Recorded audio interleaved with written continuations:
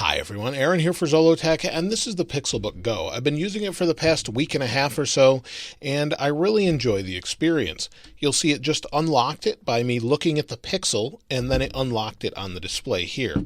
Now, I have had some issues with the device itself, and as you can see, it's in this weird state right now. So the bar is down at the bottom, and that's fine, but there's just nothing on the display for some reason. So I have had a couple of these issues while using it.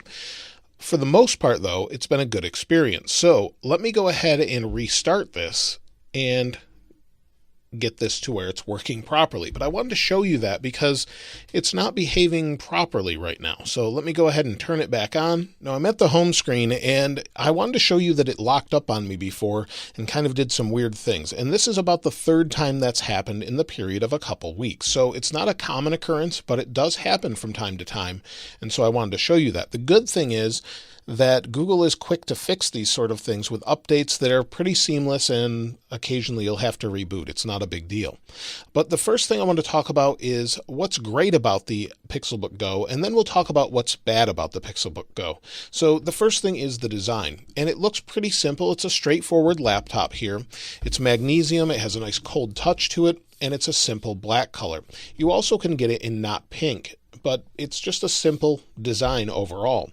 But what they've done is make it a little bit more fun because the bottom has this ripple effect on the bottom, and this helps it stick to your lap. You've got rubber bumpers, both back and front, and then this ripple part here just helps it stick a little bit better.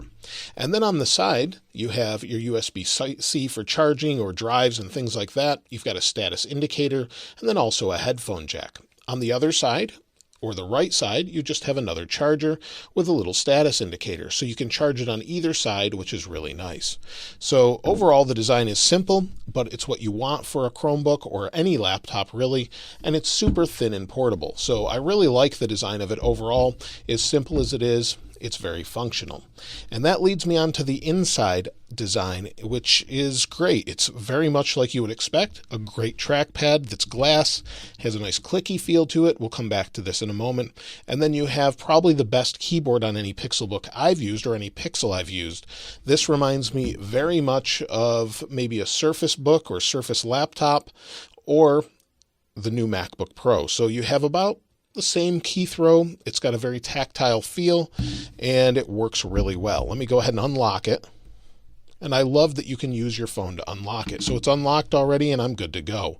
And the only time you have to put in your password is usually when you reboot it. Then you'll have to put in your password by typing.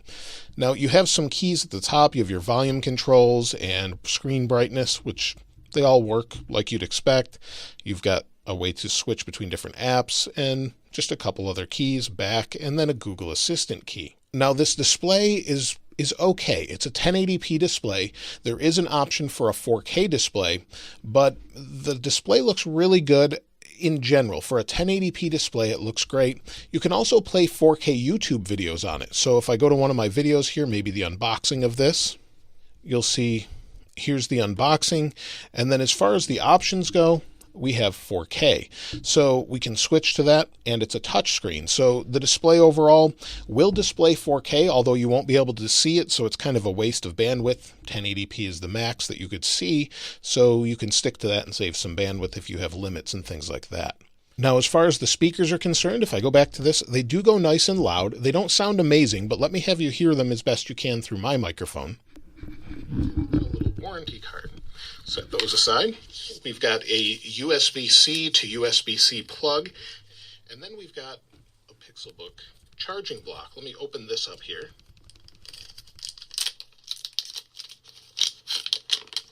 Now at high volumes, it's not incredible, but it does the job pretty well. I would say it's as good as a Surface laptop or some of the older generation MacBooks, but it really doesn't compare to the new MacBooks or the brand new Surface laptops and things like that. It's a little bit tinny on the high end. It's maybe a generation behind as far as the speakers go, but they're fine for most things. And then of course you've got that headphone adapter, or you could use Bluetooth headsets or Pixel Buds or whatever you'd like with it. Now, specs-wise, the PixelBook Go is great. There's some really high-end specs that just don't make sense to me. Core i7s with 16 gigs of RAM. I can't imagine anyone's getting this to do serious video editing or anything like that. And this is the Core i5 model, and this is probably the one I'd recommend.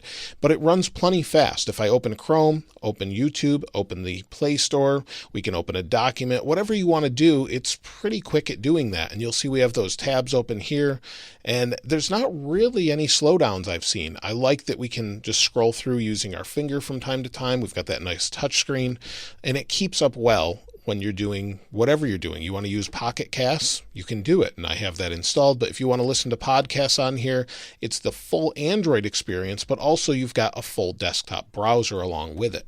So that's something I really like with this device, and I think if that's all you want to do with it, that's fine. And then when it comes to battery life, I can get through pretty much a work day on this. I've charged it a few different times over the past couple of weeks, and it seems to get okay battery life. So let's see if we can go into this here. Now in the battery, you'll see we're at 66% battery with 2 hours and 44 minutes left.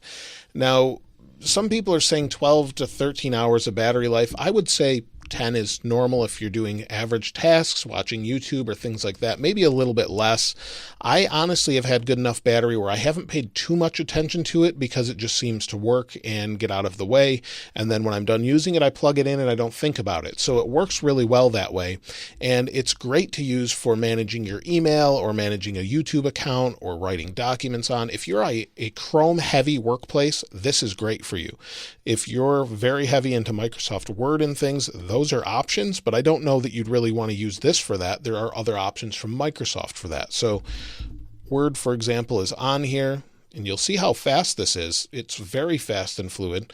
We can open Word, but it's the smaller version of Word. So it's not really a tablet version.